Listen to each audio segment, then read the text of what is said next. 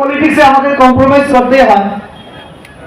আমরা বলি সবকা সাথ সবকা বিকাশ, সবাইকে নিয়ে আমরা চলতে চাই, না ওয়াঞ্ছা না ত্রিপুরাসা। আমরা তো সবাই ভারতবাসী, ত্রিপুরাবাসী। এবং নরেন্দ্র মোদী বলেছেন উন্নয়ন বিকাশ হচ্ছে মুদ্রা কথা, তার বাইরে কিছু নেই। ধর্ম সম্প্রদায় যদি আমাদের সকলের বিকাশ হয় তাহলে ভারতবর্ষ এক থাকবে, ত্রিপুরা এক থাকবে, এক ত্রিপুরা শ্রেষ্ঠ ত্রিপুরা হবে।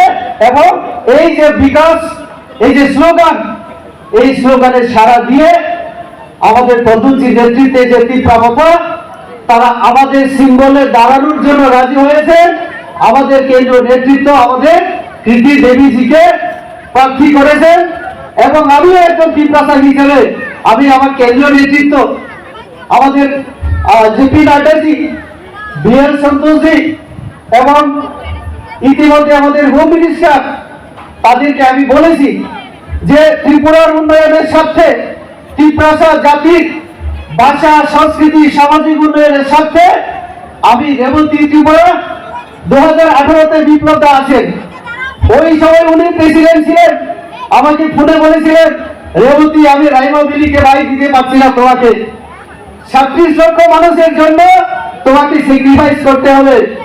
আমার ছোট ভাই ধনঞ্জয় ত্রিপুরার জন্য উনি বলেছিলেন ধনঞ্জয়কে দিতে হবে।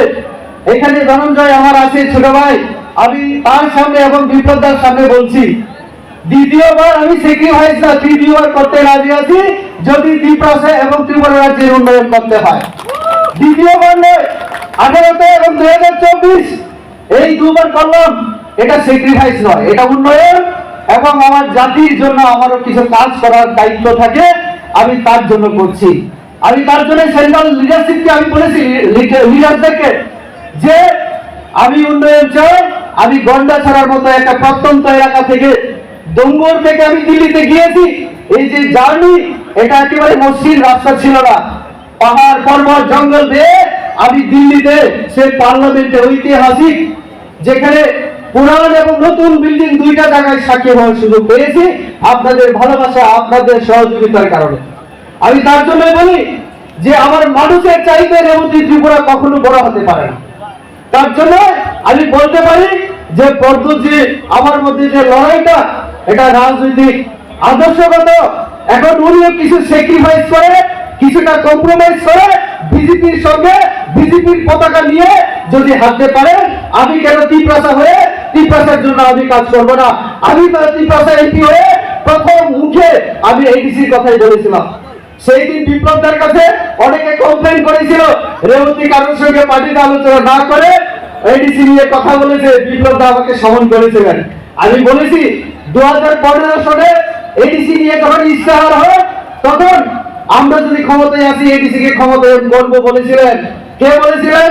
তৎকালীন সময় ইস্তেহার কমিটির যে সভাপতি জিষ্ণুদেব বর্মাজি, তিনি লিখেছিলেন ওনার নেতৃত্বে পার্টির সিদ্ধান্ত। তো তারপরে বিপ্লবদাও বুঝে গেছেন। আমি জিত করে বিপ্লবদাকে একটা চিঠি লিখেছিলাম যে আমি যেহেতু 50টা সিটের কথা বলেছিলাম, আপনি 50টাই রাখবেন। তার জন্য মন্ত্রী সবাই সিদ্ধান্ত নিয়েছেন, আমি ধন্যবাদ জানাই। 49টাও হবে না, 51টাও হবে না, 50টাই রাখতে হবে। আজকে 50টা সিদ্ধান্ত নিয়েছেন, ধন্যবাদ জানাই আমি সবাইকে। আজকে আমাদের এই ত্রিপুরার উন্নয়নের জন্য এডিসির উন্নয়ন দরকার। সেটা আমি অনেকবার বলেছি, আপনারা দেখতে পারেন, আমি ফেসবুকে শেয়ার করে রেখেছি। আমার রাইলমিলির জন্য, তার জন্য এই গত ইস্তেহার 2023 নির্বাচনে ইস্তেহার কমিটির সদস্য হিসাবে এই গন্ডাছড়াকে একটা নতুন জেলা হিসেবে করার জন্য আমাদের ইস্তেহারে স্থান করে দিয়েছি। আমরা আপনাদের বক্তব্য আমি পার্টিতে তুলে ধরে সেটা আগামীতে এই গন্ডাছড়া যদি নতুন জেলা হয়, সেখানে আমারও তো এই অবদান থাকবে। কারণ আমি ত্রিপুরা, আমি আমাদের খোঁজ খবর নেওয়ার কেউ থাকে না। 20-25 বছর সিপিএম, আমার পরিবারও করেছে একসময় সিপিএম। আমরা সবাই কেউ না কেউ কোনো না কোনো পার্টি থেকে এখানে এসেছি, কিন্তু উন্নয়নের স্বার্থে কেউ কথা বলে না। আমরা জাতি সম্প্রদায় সবকিছু বলে, কিন্তু উন্নয়ন যে একটা শব্দ, এই শব্দ দিয়ে সবাইকে ঘায়েল করা যায় সেটা আমরা কেউ ভাবি না।